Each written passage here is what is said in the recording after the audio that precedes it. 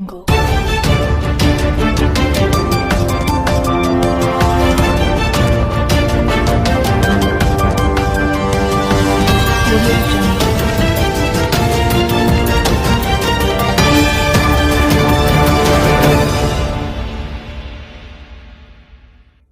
अस्सलामुअलैकुम नाज़रीन, आप देख रहे हैं लीडर है सियासत उर्दू न्यूज़ चैनल।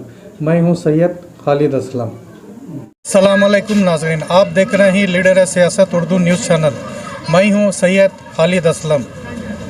पादरनपुरा के एक्स कारपोरेटर इमरान पाशा ने लगातार एक वारम से राशन के किट्स दिए आ रहे हैं।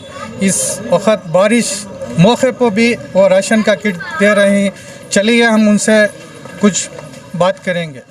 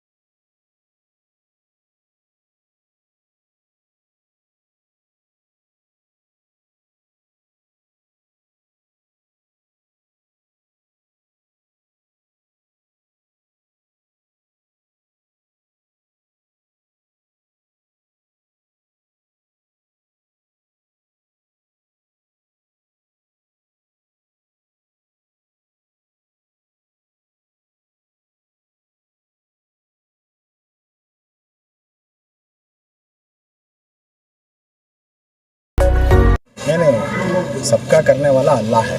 ठीक है, मैं भी यहाँ आया हूँ बस अल्लाह की मर्ज़ी से, अल्लाह की हिदायत से, अल्लाह की तौफीक से। ठीक है, तो मैं अकेला ही नहीं, बहुत सारे लोग इस पैंडमिक में काम कर रहे हैं। ये तो बस मैं खुशकिस्मत हूँ कि अल्लाह ताला जो है मुझे ये काम के लिए चुने हैं।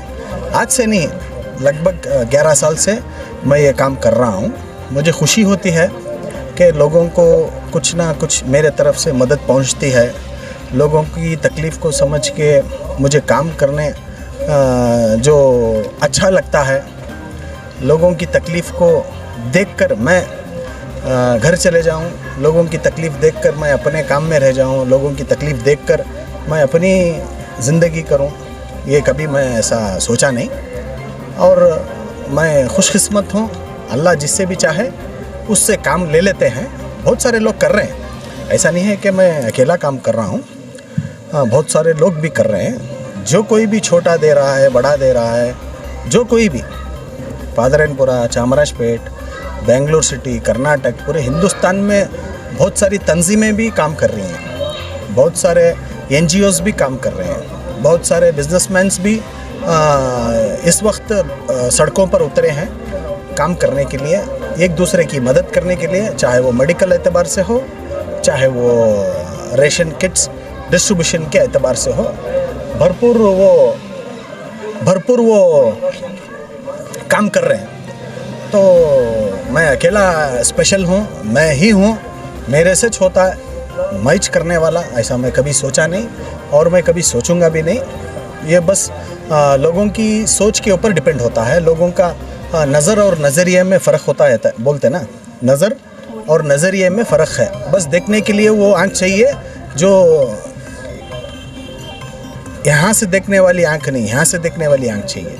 जो मन की दिल की जो आँख होती है ना, वो अगर खोल के देखेंगे तो शायद कुछ लोगों को पता चलेगा कि इमरान क्या है करके, वरना ऐसे ही वो ब्लाइंड ही रहेगा।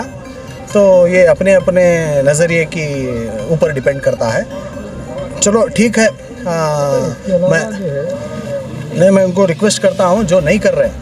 वैसे तो बहुत सारे लोग जो इलेक्टेड रिप्रेजेंटेटिव्स हैं वो लोग भी कर रहे हैं, ये पता नहीं आप किसके बारे में बात कर रहे हैं, लेकिन बहुत सारे लोग कर रहे हैं।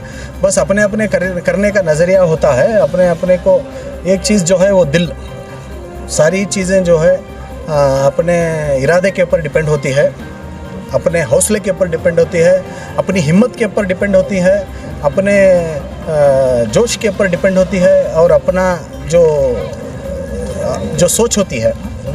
हाँ, मैं ये काम करूँगा, मैं ये शख्सियत हूँ, ये लोगों को मैं मदद करूँगा, इसी में मुझे सुकून मिलता है, इसी में मुझे अमन मिलता है, इसी में मुझे अच्छा लगता है। क्योंकि ये सारी चीज़ें जो है मेरे नबी करीम सल्लल्लाहु अलैहि वसल्लम की दिखाई हुई चीज़ें हैं। हमेशा जो है नबी ख़ुद के लिए कुछ नहीं किए, वो चाहते तो सोने के पहाड़ भी उनको मिल जाते। नबी करीम सल्लल्लाहु अलैहि वसल्लम चाहते तो उनको क्या कुछ नहीं मिलता उस वक्त, उन्होंने कभी भी कुछ नहीं मांगा। बस इज़राइल अलैहिस्सलाम को जब भेजा गया अल्लाह ताला के तरफ से, हमारे नबी जब कुरान पढ़ रहे थे, इज़राइल इंतज़ार करके जब सलाम फेरा तो नबी करीम सल्लल्लाहु अलैहि वसल्लम को सलाम पेश किया गया। तो आप पूछे कौन है, तो मैं इज़राइल हूँ, क्या हाल है, तो अल्लाह आपसे दीदार करने के लिए